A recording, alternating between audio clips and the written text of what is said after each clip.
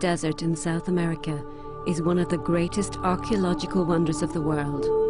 Etched in the surface of the pampas are hundreds of straight lines, geometric shapes, and the images of animals and birds.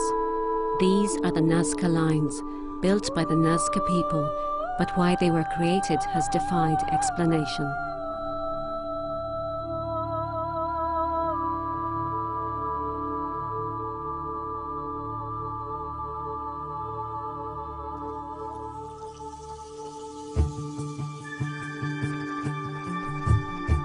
They were first spotted when commercial airlines began flying across the Peruvian desert in the 1920s. Passengers reported seeing mysterious primitive landing strips on the ground below.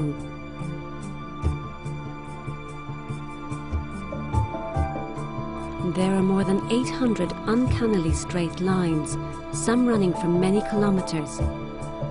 There are spirals and other geometric shapes. Most remarkable is a desert zoo, a monkey with a curled tail, a spider, and a hummingbird. Since their discovery nearly 80 years ago, the Nazca Lines have inspired fantastic explanations. Notoriously, the Austrian writer Erich von Daniken claimed that they were evidence that the Earth had been visited by extraterrestrials. The lines, he said, were runways for their spacecraft. And there was more what seemed to be otherworldly evidence. More than 90% of the skulls found here have been artificially distorted. The Nazca wrapped the heads of their newborn with bands made of leather or wood. As a result, the still malleable skull grew upwards into these extraordinary alien-like shapes.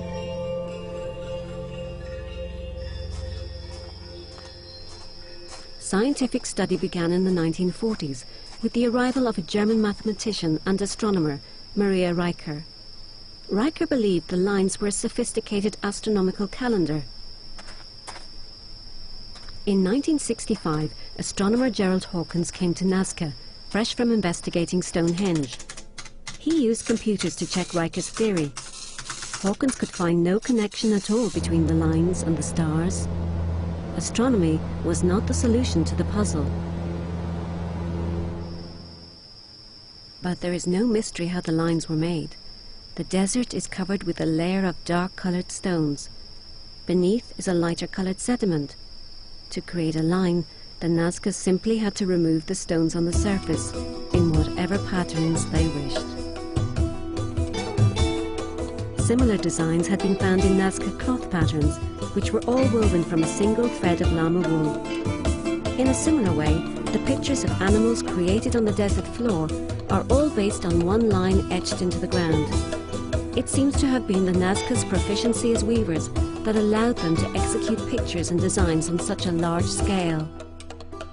Weavers start with small designs, then scale them up on looms. The same technique could have been applied on the pampas. The line builders would have started with a sketch, and then enlarged the scale with pegs and markers.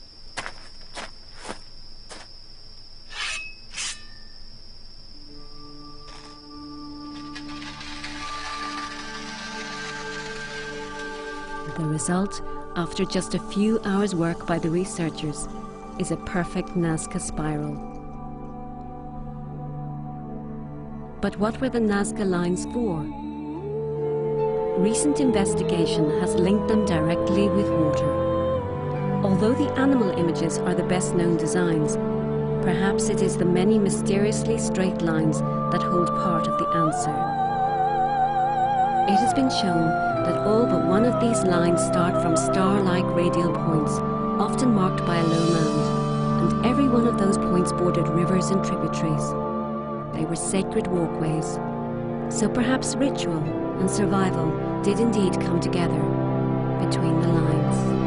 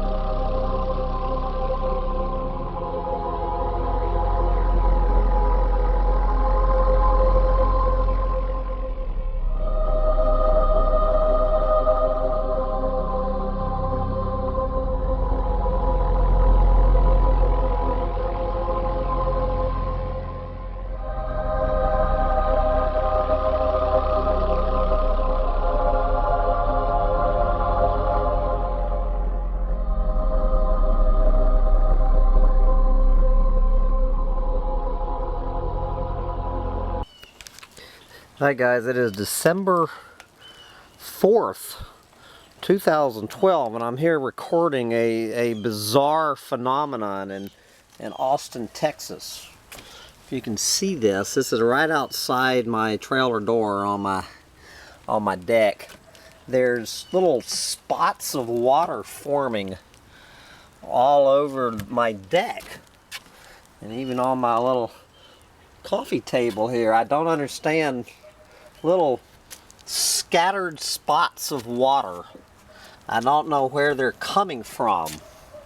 I'm mystified by how these spots of water are appearing on the ground in Austin, Texas. As I see, I have my beautiful hibiscus blooming here in a day. Anyway, if anyone has a mystery of where, this is just another one of these water mysteries. I've had similar ones on the inside of my trailer. This is mysterious spots of water, and there seem to be more and more of them. And as I hold my camera out, I'm actually getting spots of water appearing on my camera. Oh, Lord. I can actually feel spots of water on my skin. Okay, obviously I've gone completely crazy. That it's like water is falling out of the sky in Austin, Texas. Well, that one, I'm telling you guys, it's a weird planet.